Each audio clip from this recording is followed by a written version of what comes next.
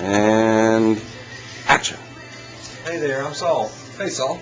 Hey, what's your name? My name's Clay. Clay. Well, listen, thanks for coming by. Welcome to Hunter. Yeah. Let me tell you a little bit about us. We've actually been in business since 1940. We're family owned.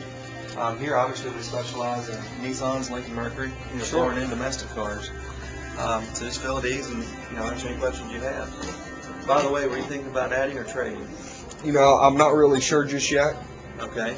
Well, are there certain vehicles that you're comparing? Yeah, I've already, I've been shopping with my wife. I've already looked at the Outback. She's been interested in the way that vehicle looks, and also the Volvo XC70, sort of a comparable vehicle, but just trying to get out and gain a couple other options. Okay, well, great. Well, let me tell you about the Altima. I can tell that you're looking at it. Mm-hmm. The Altima is this is in 2010. Okay. All new sheet metal. The front end in particular, starting with the power bulge.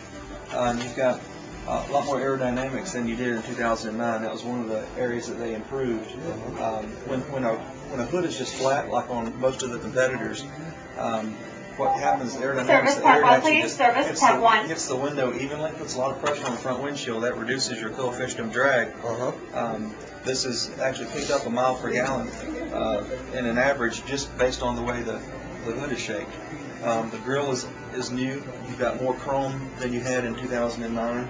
The headlights is a different design. The lower fascia is also new.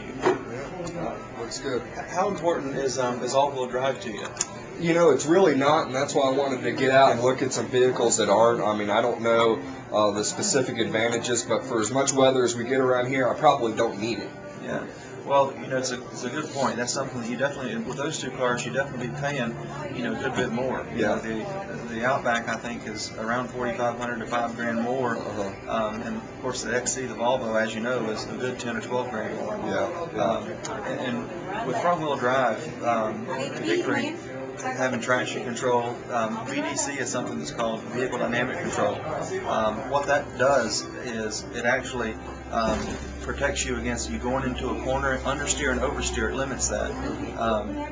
The traction control, as you know, which a lot of cars have these days, but the way that the Nissan works with front-wheel drive, I think the snow we've had a lot of people that have told us it goes just as well as their all-wheel drives do.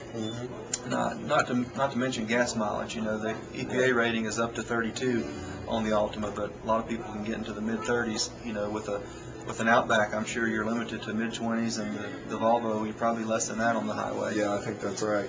Well, let me show you a little bit about the 2010. Okay. This is the SL package. You've got alloy wheels, 16-inch alloy wheels.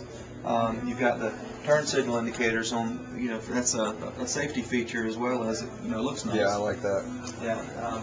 Coming around back, you've got the pretty muscular architecture of the body. You've got a big long trunk line. You'd be surprised how much room is in the trunk. I'll show that to you in just a few minutes. Okay. Why don't you hop in the other side? Let me show you a few features. Excuse us. Stop.